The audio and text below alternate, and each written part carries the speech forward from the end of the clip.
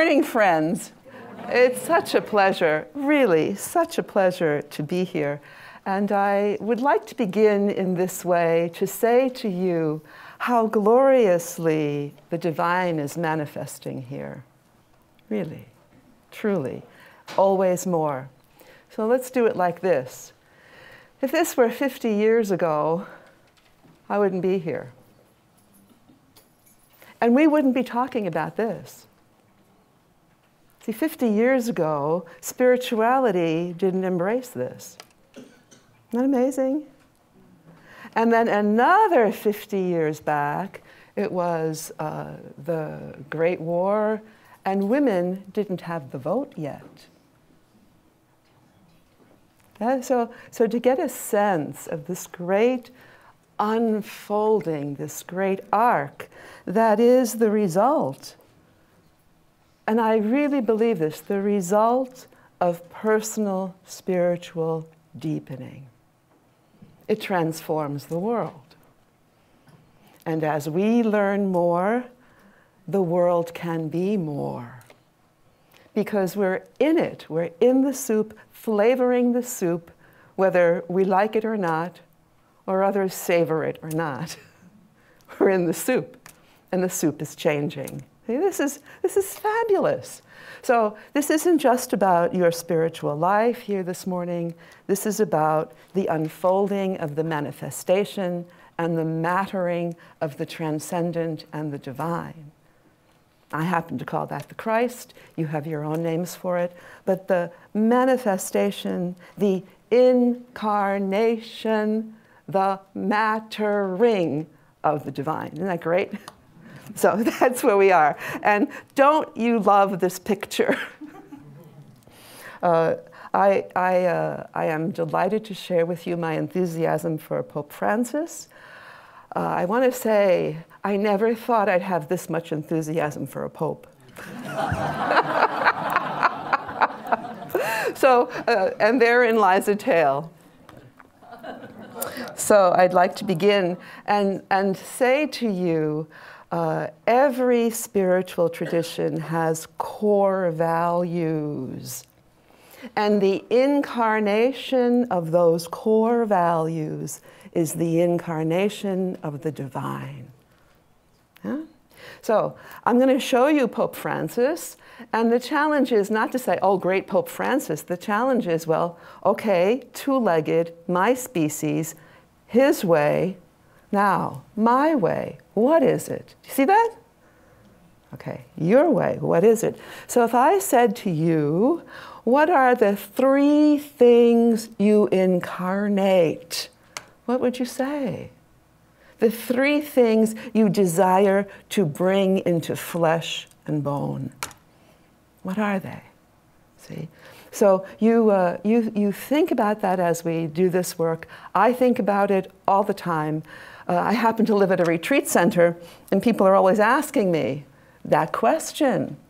What matters? What's important? So I'm always on the spot. I'm never off the hot seat, so to speak. And so I want to put you there this morning too. Join me in this transformation. So if you asked Pope Francis, he would say, above all, mercy. Now let me do a little translation. This is the equivalent of the Buddhist loving kindness. I mean, the fullness of that. It's the fullness of the Hebrew hesed, or compassion. That it's not just a simple, oh, mercy. You know, like we throw that around like love. But mercy in that beautiful, broad, rich, I care deeply that you are. Right, so that's it, I care deeply that you are. And then right out of the Franciscan lineage, peace to you, peace. But this is not just no conflict.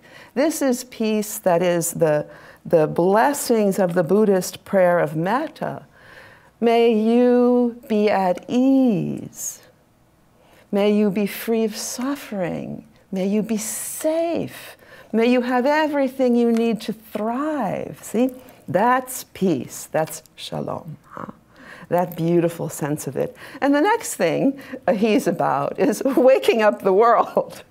Now, in my Franciscan tradition, we try to wake each other up, never mind the world. But this is about bringing the world to awakeness. So the subtext here is, what you do is not for yourself. It's not for yourself. Of course, it has you as the center from which all these ripples go out, and those ripples go out non-optionally. So how shall you make yourself available to the world today? How shall you wake up, and in your waking up, the world wakes up? So now some images, just to get a feel. So some Franciscan images, and then images of the incarnation of Pope Francis.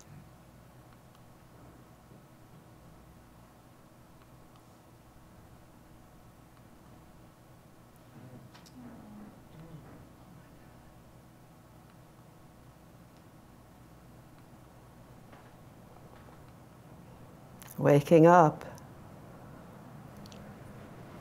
I love this cartoon. It says, you're making exactly the same crazy impractical mistakes as Jesus. And there's Francis very demurely, love, caring, justice. And then in the bottom, it's a lovely little thing that says, how do you expect to run a religion like that? The artist puts a little quote. What we are about, you and I, on our spiritual path is unabashedly impractical. And it's not logical. Makes no sense to the frontal lobes. So I just to say that up front and center. But it makes perfect sense when I understand that I am because you are. I'm here this morning because you're here. You see that? You're here because I'm here. We're in this great collaboration, this great conspiracy, this great breathing together. Now here's the genius of Pope Francis. Franciscans and religious, we're formed from our very beginning in an apostolic order to serve the poor. This is our focus, to serve those who are on the margins, who have less opportunity, to provide for them what they need to fully flourish in their lives. So to hear the cry of the poor is a very familiar thing. Here's the twist of Pope Francis, illumined by the canticle of Saint Francis. Hear both the cry of the earth and the cry of the poor. That's the new evolution. Can we hear that cry? And can we respond in that light, holding the whole? So this has become known in Catholic circles as the integral ecology of Pope Francis. We use the word integral ecology. It's seamless. And of course we know eco means home. So ecology is homemaking. Yeah? So to hear the cry of the earth, the cry of the poor, is integral homemaking. Isn't that beautiful? Think about that. So everything we know how to make a beautiful home, we all know this. We all love our homes, yeah? Beautiful home. Everything that we know about how to make our beautiful home is now to be widest cast. See, who are you inviting to dinner? And it's not just two-leggeds. What are you having for dinner? Do you see? I mean, to really think about what is present as you make home, as you nest. All right, so this is all expressed in Pope Francis's Encyclical, Laudato Si. I'll speak about the title, but it has a Wheaton connection. And I am very proud to put up here the picture of one of my sisters, Sister Sheila Kinsey, who is head of the Justice, Peace, and Integrity of Creation Committee in Rome. So Laudato Si, the encyclical, has a Wheaton connection. I love that. You know, the things that come out of Wheaton, Illinois. And this is the attitude that Sheila has towards this whole sense of global warming. We're dealing with issues critical to human nature. There has to be a way to come together to do it right, to protect the environment and human rights. Do you see how it's integral? The integrity, the fullness of that? We can go to the moon, for goodness sake, she says. Why can't we deal with climate change? And here's the nub. It's a matter of setting our priorities, establishing our values, right? So what are the three values you're living out of? What are the three values? You know, it's just like this. You have a whole closet full of shoes, but it's always those three you choose, right? So what are your fallback values?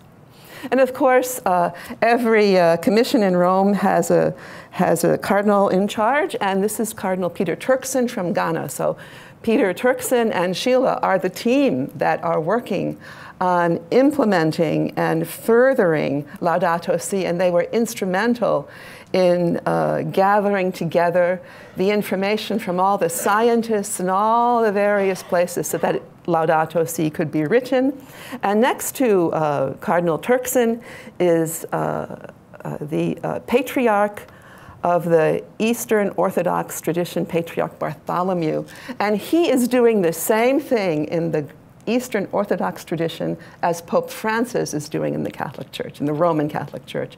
So there's this great waking up to the importance of the environment in the living out and integration of our spirituality. Now, Pope Francis has a chemistry background. He was a chemist by trade. And so, of course, for the first time, science is happily welcomed. Now, this is quite a shift to really say, science is valid in the spiritual life. What news? But this is a big deal. You know this is a big deal when you look at the American electorate, huh?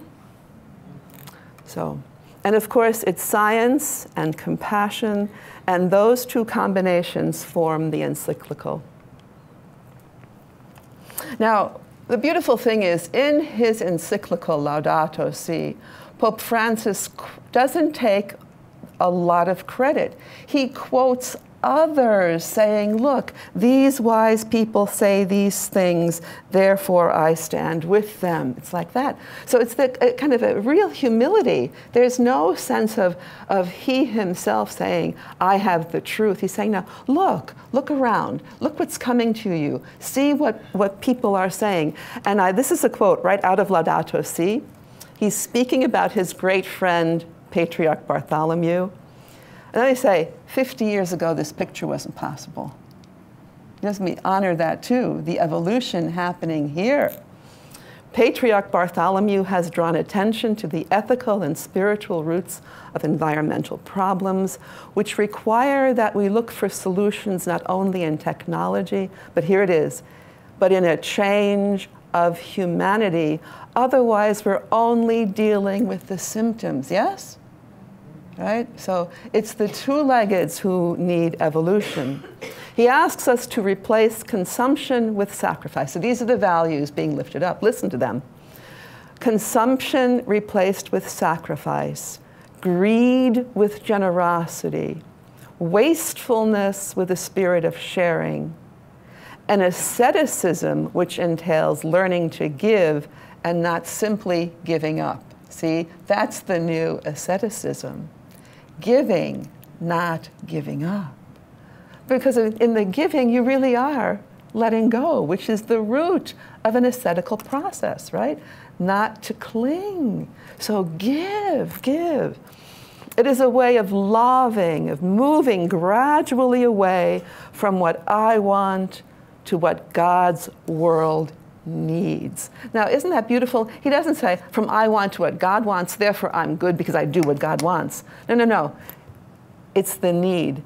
From what I want to the need I see inspired by Spirit. See the difference?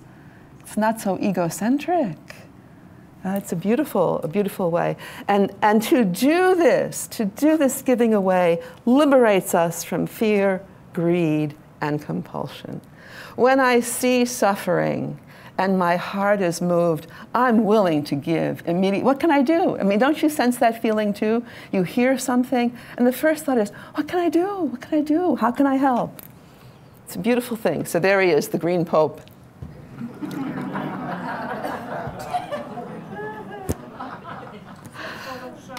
Yes, it is. It's the aura, huh? Let's say that.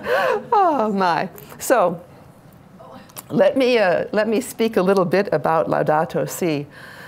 You can go online, Google Laudato Si, and you can get it, the whole thing as a PDF for free. Just do it.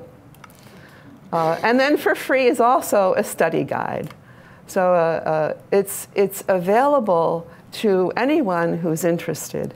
Now, the day that it was published, I was in Denver, Colorado, doing some work with another group of sisters there, and I knew that it would be downloaded to my Kindle at 5 in the morning. So I set my alarm so I'd be there when it downloaded. You know, and I got the download and I began to read. And for the first time, I mean, I began to weep because I was reading what I believed.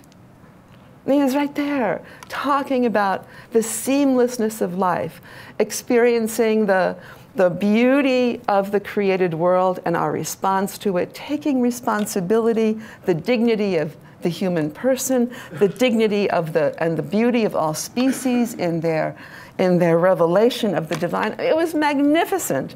So if you want to know what Gabe believes, read Laudato Si. So I was so thrilled, and then of course I was so excited. I went down to breakfast. The other sisters were saying, well, today comes out. I said, I read it already. It was a beautiful thing. So it would be the equivalent of running across someone in your own tradition that validates what you yourself believe. It's a beautiful thing, isn't it? Validating that. And that you are here at the end of this conference, this last day of this beautiful, beautiful donation to the evolution of humankind. It's wonderful that we can share the similarities. So I'd like to do a moment of contemplation for us, and this is our contemplative canticle circle at our retreat center. And it has images of the prayer that St. Francis wrote that begins the encyclical Laudato Si. In the Italian, Laudato Si means praise to you, praise to you. And of course, this is praise to God. And it's the canticle that inspires that encyclical. So I'd like to share the canticle with you. I won't read the canticle, but I'll ask you questions at each step. So I want to say, too, that the artist, there's an artist chosen every year in Assisi to illustrate the canticle, and Paco is the artist that was chosen this particular year. The canticle was written at the end of Francis' life, so it's his summa. It's his, this is what I know so far. So I want to offer you this thought. What would it be like if you took a day and you sat down and said, this is what I believe so far. This is what I believe so far. That would be your canticle of praise. So it begins, praising the divine. So I invite you in your own way to take a moment now to find that place that connects you with the divine, that sense organ that tunes in, that lets you actually sense the water we're swimming in, this divine water. And to just offer in your own words some words of praise, quietly in your heart, praising the transcendent divine. you from which I came and to which I return. Praise.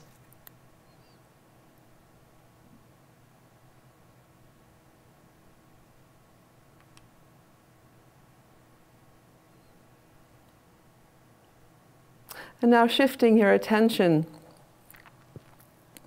offering praise to the brightest, the most illuminating of the human experience, and that is Sir Brother Sun. So in your own way, recalling, remembering, celebrating your experience of sun and sunlight. The shift from night into day, and from daylight into night. Teacher of light and dark.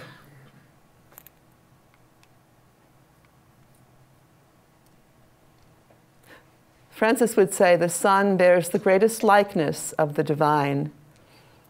And don't we know that too when we pray to be enlightened?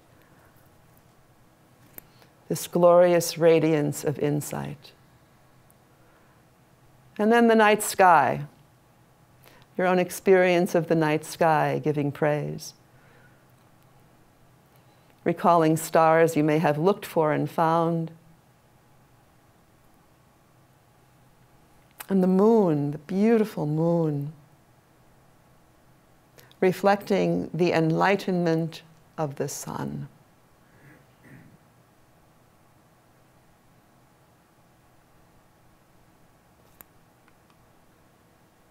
And then Brother Wind. Oh, the wind. Oh, the welcome breezes when it's oh so hot. The bitter challenge requiring the best of our courage in the winter wind. And the air we share with everything on this planet. And every kind of weather that grows our crops and provides us food.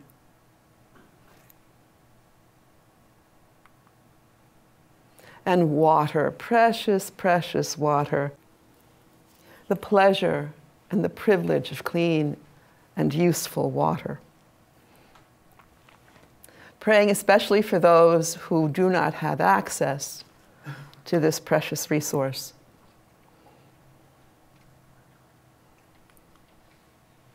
And for fire, all the fire places that you may have experienced, the campfires, and the transformative fires, forest fires, home fires, fires of war, and the fire of the alchemical cooking by which we eat our food.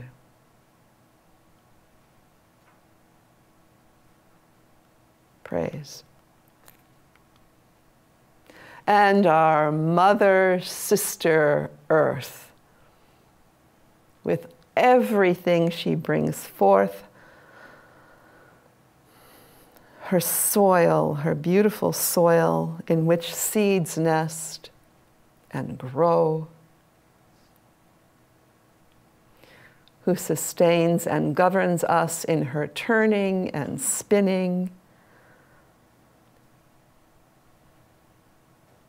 who provides us our limits and our greatest leaps.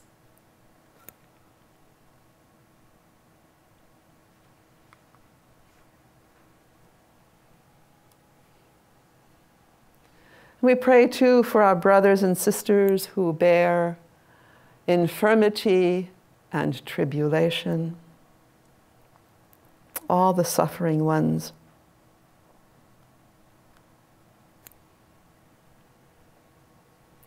And all those who forgive and are expansive in their awareness.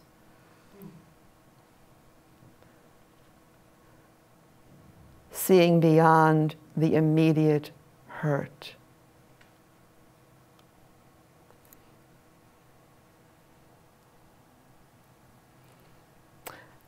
And praise for all those who are at peace. Hopefully we can name ourselves among them, kissed by the divine.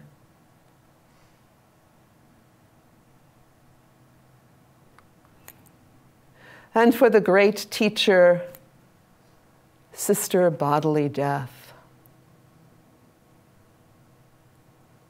the harshest and the most compassionate of all the guardians and teachers.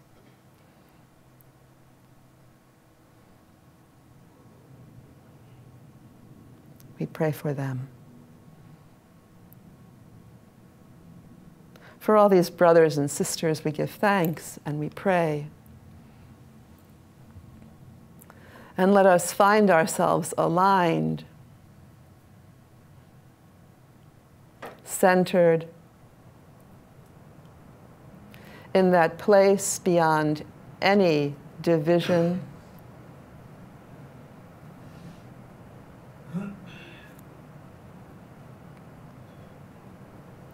and let us, by our time here together, praise and bless God, giving thanks and serving with great humility. Amen. Thank you for praying that canticle with me. It's one of my treasured inheritances in the Franciscan tradition. Now, who is the Pope? When they ask the Pope who he is, this is what he says.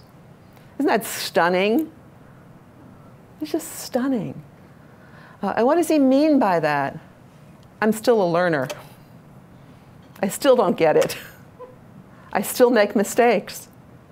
And I'm just bumbling along, trying to find my way. Isn't that a wonderful way to present yourself? Very different from, I'm Sister Gabriele Uhlein, PhD, thank you very much. You see that? I mean, it takes an incredible largesse to be able to say, I'm little. That's such a powerful thing, to be able to know that I'm little and that I rely on you for your forgiveness and my fullness. Huh? Because I too have made mistakes, and Pope Francis, when you track his life, has really evolved in his understandings. He didn't start out the Green Pope, and I didn't start out being an ecofeminist. You see? I was a good little Catholic girl. Did you see that? So I want to say this, to understand that in your life, there are those moments where you get it, that your consciousness was too small. And hurt happened. To acknowledge that I'm capable of harm. Once you realize you're capable of harm, you can disarm. Isn't that amazing to think about? So, all right. So how did he get to be the Pope? I want to show you this ritual, because out of this ritual came this miracle. So this is the conclave that elected. It begins, Pope Francis. It begins with this Eucharistic Liturgy. After the Eucharistic Liturgy, everyone processes to the Sistine Chapel. They file in. Everybody signs their name in the book. This is how he looked before he was Pope. I mean, this is him walking in the line. He knew it was possible. He had had the highest number of votes when they elected Benedict, so he was the runner-up at that time. So he knew something could come down. And of course, in the magnificence of the Michelangelo chapel. Isn't that amazing? Then the doors are closed. The Swiss guards keep watch, and we wait for the white smoke. And what they do is they take ballots. So there's no conversation. Names go on a ballot. Ballots are sorted. Name comes up until they have the majority that they need. So there were 6 ballots. And then, of course, this is what the world saw that fateful afternoon when I was at the Christine Center, and we were watching, of course, glued to the TV, who would be the new Pope. And out comes the eldest cardinal, who makes the announcement.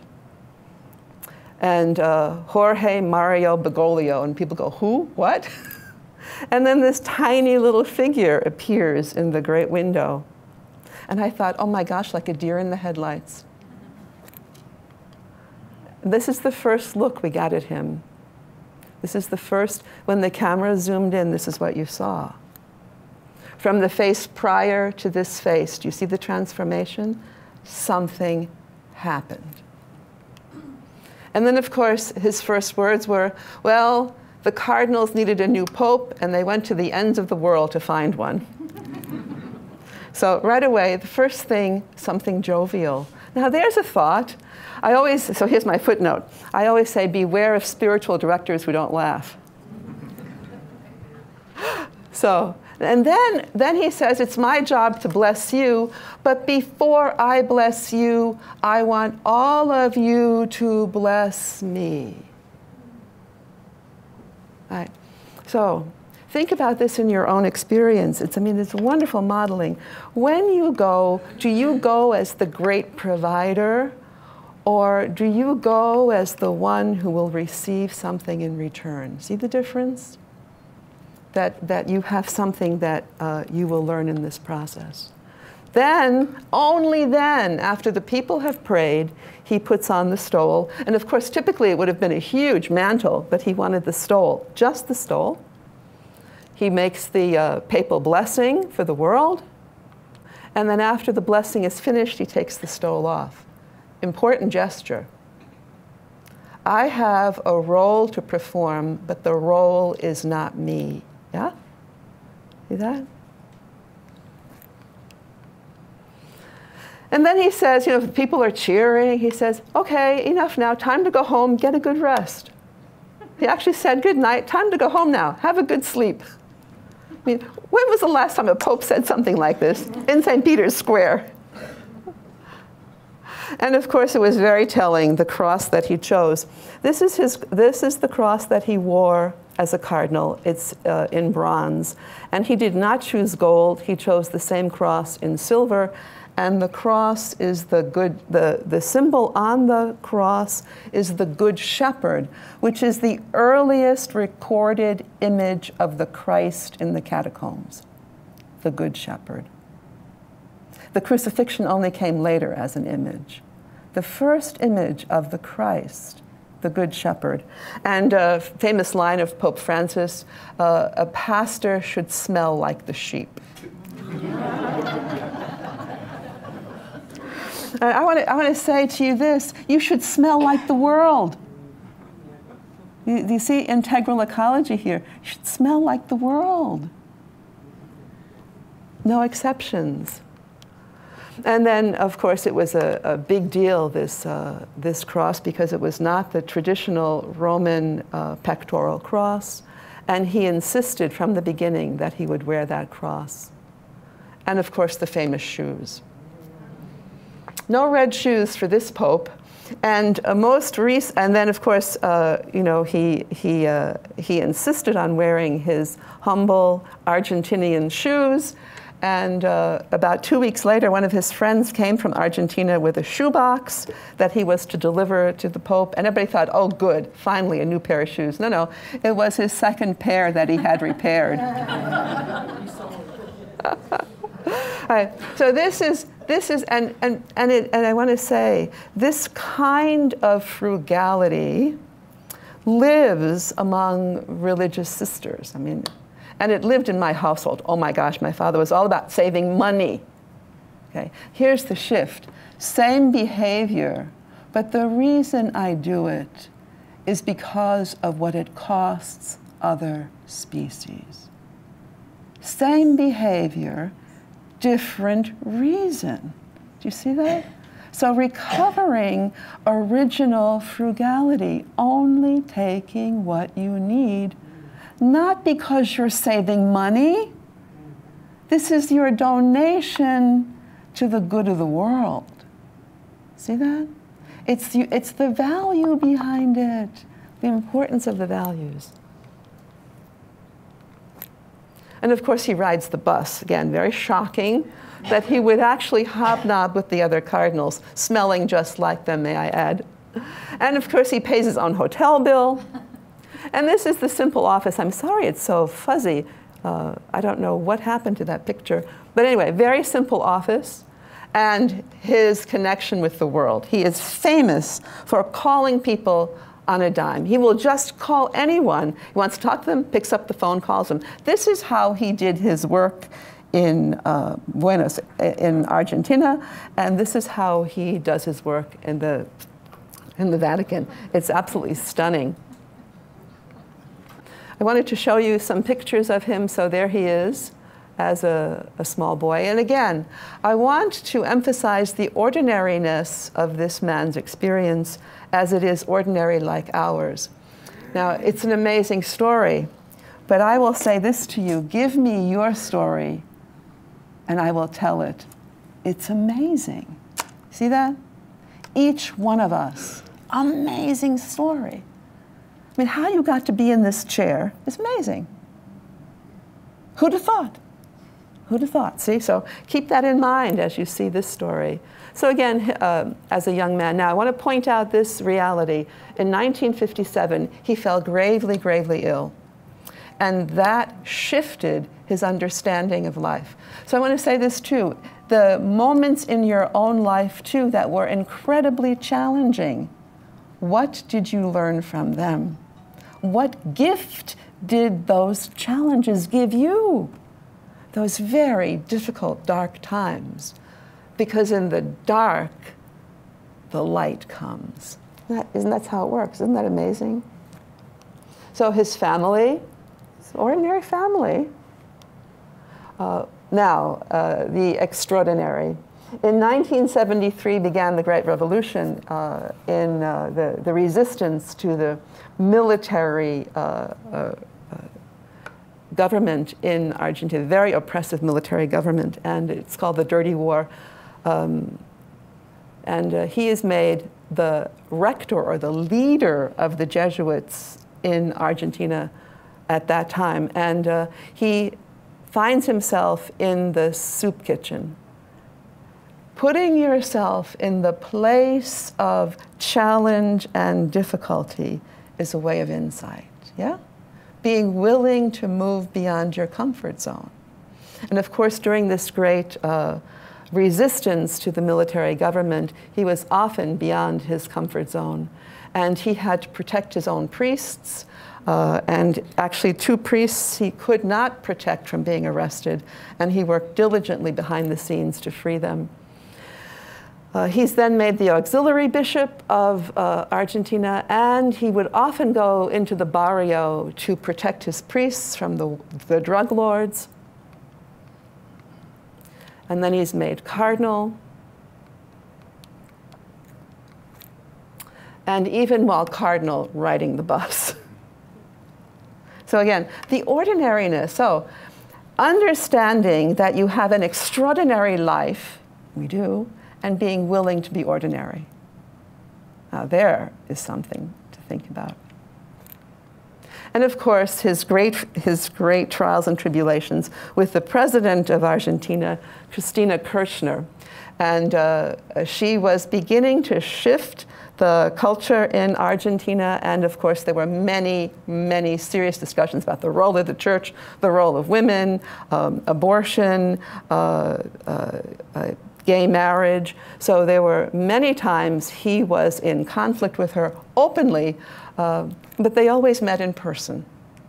That's an interesting thing too, always to meet in person. Of course, the press made a big deal of this, the relationship that they had between each other. Now, I must say, his stance on many of those issues have also evolved through time. And of course, when he was elected Pope, the Argentinian press had a heyday. And the second phone call that he made after he was elected Pope, the first phone call was to his dear friend, Rabbi Skorka. He is best friends with a rabbi in Argentina, and then he called her. And she came to the Vatican, and they embraced. So enemies together, this is, again, I am because of you. Because of you, my enemy, you pull this out of me. Because of you who challenge me, you pull this out of me. And of course, I want to show you the Pope Francis list. I love this. This Pope doesn't speak in fancy language. This Pope speaks plainly, and he uses his daily homilies to give his message to the world. So you can go online and find his word for the day. But look at how simple this is. Now, any good theosophist can do this. Don't gossip, finish your meals, make time for others, choose the more humble purchase, meet the poor in the flesh. Hear that? Smell like them? Stop judging, befriend those who disagree. There's a thought. Make commitments, like make long-term commitments, and make it a habit to rely on divinity. And then finally, would you kindly be happy? So I always say this, in the midst of all we know, to be able to be joyful is a great spiritual accomplishment. Hear that? In the midst of what we know, in the midst of what you have learned here at this conference, to still be joyful. Of course, I love this little cartoon. It says, someone's doing a comic strip on the Pope. Disgraceful. Pope says, is it funny? He looks, cool. All right, so this Pope is beloved. He's known as the Super Pope.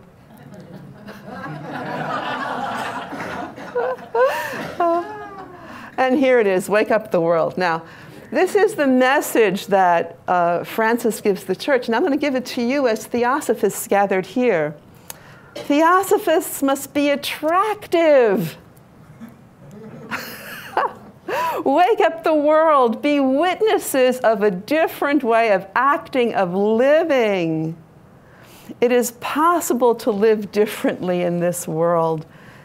It is this witness I expect from you. Huh? So this is the clarion call to Catholics, and I would offer it to you, whatever tradition you find yourselves in. What the world needs is a different kind of two-legged. A different way for two-leggeds to be in the world together. And of course, this is the great Franciscan lineage that he's in. In the poor and the outcast, we see Christ's face. So this is what is the practice. Can you see Christ's face? All right, let me translate for you. Can you see the divine present here? And you look with the tenderness of the Mother of God, looking at the child of God. That's how to be in this world. Look with the tenderness of the Mother of God. Transcend human imagination and thought. Because the human part of Gabe will say, oh my God, how is this possible? Look in the mirror, face of God. How is this possible? Look here. I'm much more willing to say there than here. Huh? So to understand and hold that. And of course, I want to show you this because it's so fun. St. Francis, there's a legend. He went to Greccio, this town a small town in Italy, and he had the desire to recapitulate Christmas. And so he invited the townsfolk to create a living creche. It was the first time Christmas celebrated that way. So that we have a Christmas crib, that's St. Francis and the Franciscans, okay? So there's the place it happened first in Greccio. So the Pope goes there to visit.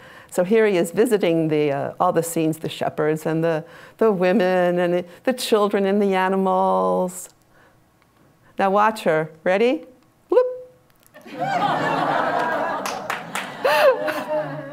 And notice the open-heartedness. She puts the lamb around his neck, and he's delighted. Reaction could have been different. Yeah? Takes a certain kind of looking. Lamb doesn't look too happy. Yeah, poor little guy. What's happened to me? So our call to be in the sheepfold together, shepherding one another. This is a way of being in the world.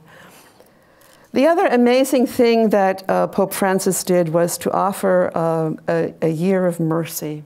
For a year, all Catholics were called to the active practice, I would say it in Buddhist language, the active practice of daily metta. So this year of mercy that has just concluded. And again, I want to show you the process. It's the opening of the great door of the Lateran. There it is, walking in. And I show you this image of the Pope standing in this huge basilica alone.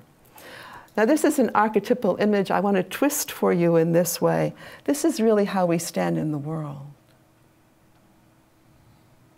This work that we do innerly, we must do alone, yes?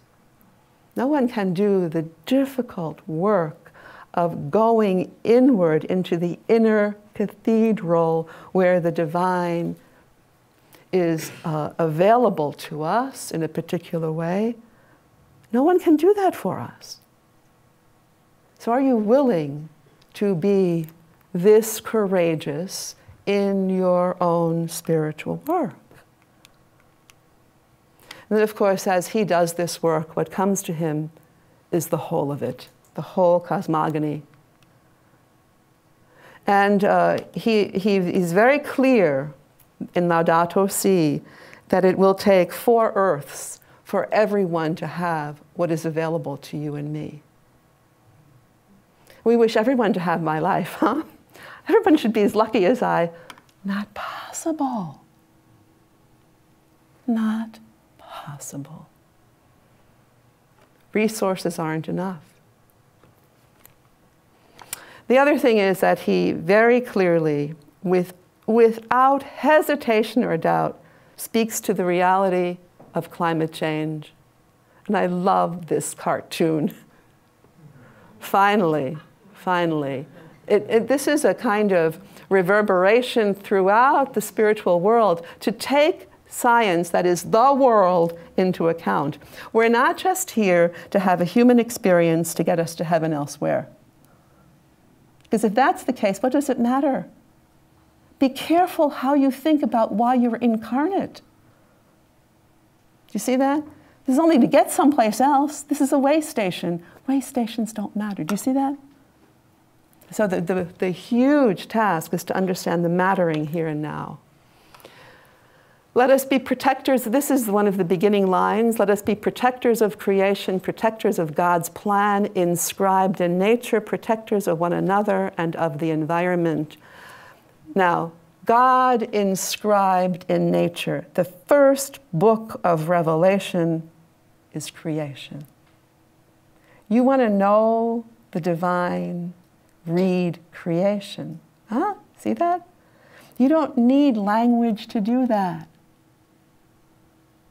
And even before the two-leggeds had access to language, the divine was available in the reading of creation. Isn't that remarkable? Remarkable. Of course, then he comes to the States and addresses Congress and goes on about the care for the poor, the immigrants, the planet. And this is a particular issue that's very big in my area of Wisconsin. They are extracting all the sand for fracking, and it's a terrible, terrible concern. And it's one of the ways many people have a livelihood now, but the long-term cost is wrenching, just wrenching. So this is the waters I swim in. Okay. Then, of course, as I said before, knowing that infinite growth is a lie, that it's available to us, leading to the planet being squeezed dry at every limit. Now, we know this. We know this. So, this wonderful image of the polar bear, the Pope gives me climate hope. Indeed, gives Gabe climate hope, too. This is how we are as awake spiritual practitioners in the world. We encounter the residue of enormous battle, yeah? We see the enormous struggle that each one of us is engaged in, and we're there to provide help to each other, yeah? War is madness. I'm showing you his thinking and his values to inspire you. You cannot insult the faith of others. And Laudato Si is full of quotes drawn from other faith traditions, including the Native American and the indigenous traditions. So for the first time, it's an integral recognition of wisdom that the human has entirely on the planet. Right, so We've had enough of immorality and the mockery. So this is the big thing. Do not tolerate the mockery of ethics, goodness, faith, and honesty. You know, we've become inured to mocking them. Do not tolerate it. And the existence of laws and regulations is not sufficient. What will save us? Virtues. By cultivating virtues, people will be able to make a selfless, ecological commitment. Notice the word selfless. This is why we need spirituality. This is where we learn it. And of course, what is most heart-wrenching, and this is an issue that many of our sisters are involved in, the trafficking of two-leggeds, that even people are throwaway. So be careful what you throw away, and when you throw away consciously and with gratitude, huh? With gratitude that you had a chance to use this. Our world shows that human intervention, often in the service of business interest and consumerism, is actually making our earth less rich and beautiful and ever more limited and gray. Right, so here's the connection.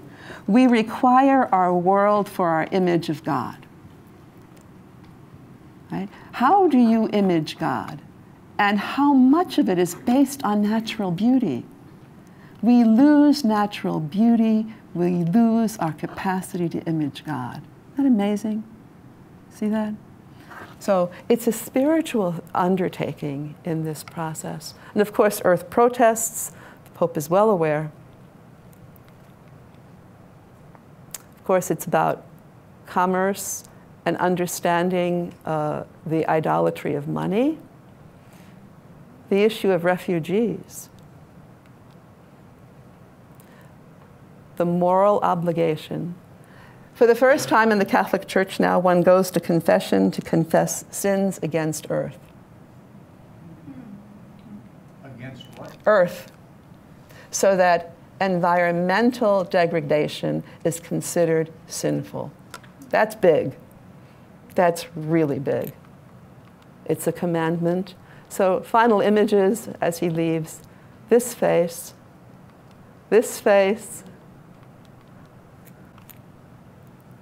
Happiness.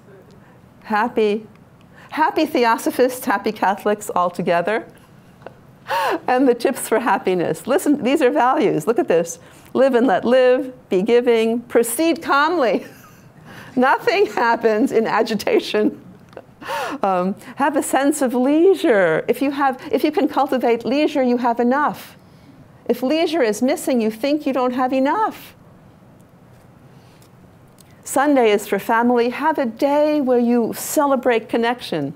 Be creative with young people. Respect and take care of nature. Stop being negative. It's not healthy. Isn't this simple? It sounds like the Dalai Lama could say these things too, huh?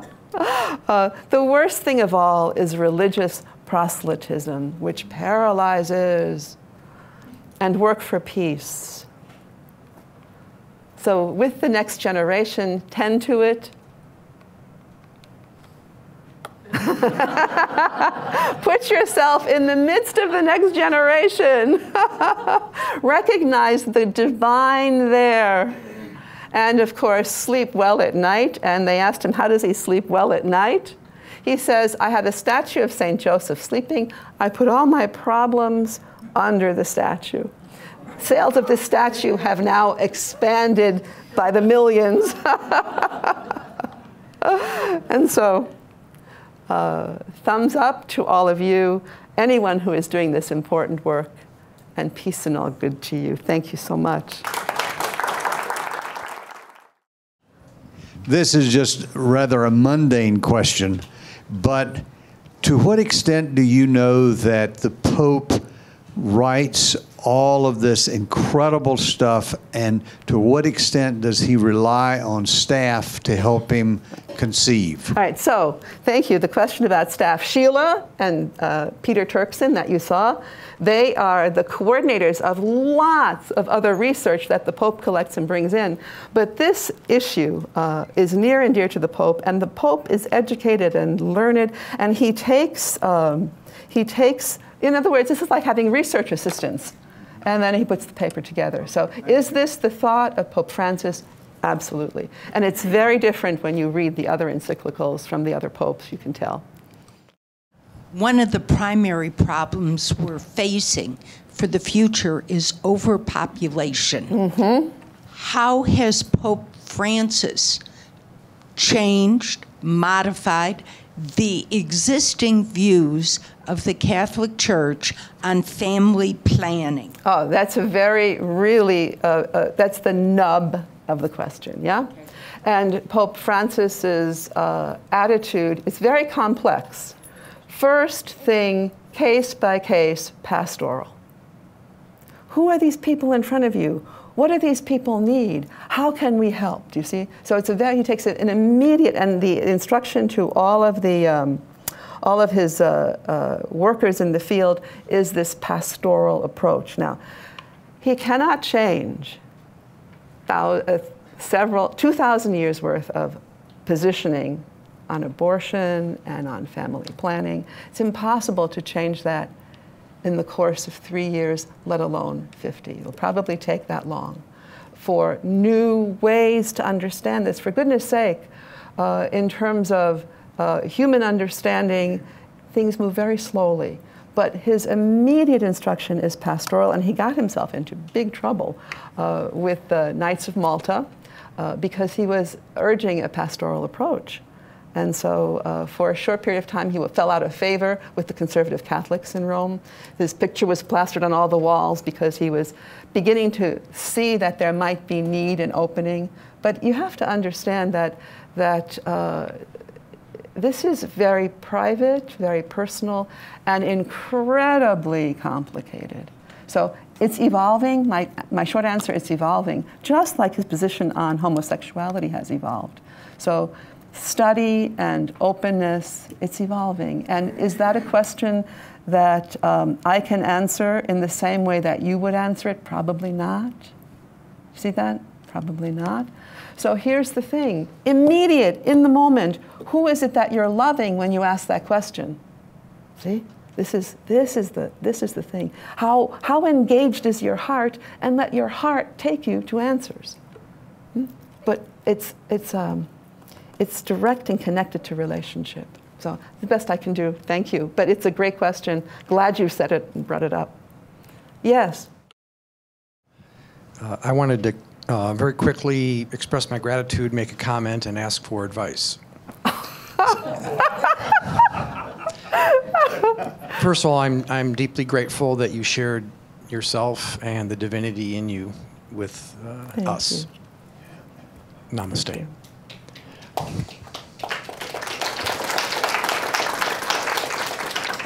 Second of all, you mentioned evolution a number of times, and with speaking of evolution, within 15 seconds of you suggesting to download Laudato Si, I had it in my phone. Mm-hmm. But the real question is will I read it? It's 184 pages, and will it influence me? Uh-huh. I can't give you any advice. You already know. Yeah, and then the thing I'm looking for advice and suggestions with is, sadly, a friend of mine who is a Catholic has seemed to have distanced herself from me after what I think was when the Pope was first elected, and I consider myself, I know I am liberal on progressive side, and I didn't know her political leanings, but now I'm thinking it might be more on the right side. And we do have sadly a divisive political climate in our country right now. And I made comment like, I was kind of giddy when he was elected, when he was voted in, the best Pope ever, you know, because I'm also deeply environmental. So what do you think I can do to try to reestablish a connection with her? So I'm going to channel Pope Francis, and he would say, love her, and pray for her and pray for yourself. It's that disposition to divine vulnerability and to being vulnerable to the inspiration of the divine, and inspiration comes, yeah?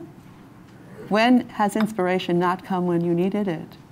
So pray and be willing to be taught. See, that's this humble stance of to pray and to be willing to be changed and even to do something beyond my comfort zone, huh?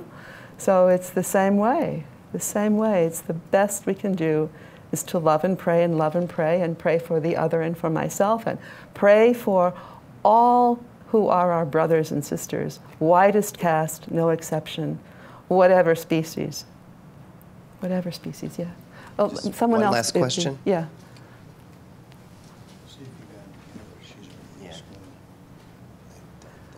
Please, there is no other. Okay.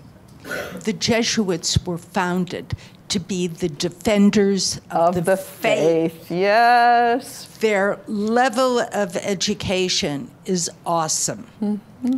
How can we look to Pope Francis for modification with the premise he started out with, and that is to defend the faith as expressed in the papal encyclicals that have occurred for all these years? Thank you. So it's like this. Have I just defended the faith? Yes. Yeah? It's how. And don't you defend theosophy? How? Do you see? How? And have there been mistakes that you have made in defending theosophy? Absolutely. Have I defended inelegantly and carelessly the faith and caused harm? Absolutely. I'm a sinner, mea culpa, huh? And have the Jesuits blown it? Of course. Have they done well? Of course. It's always a mixed bag, see? And the defense of who you are requires nothing but your willingness to be vulnerable. Thank you. Thank you very much.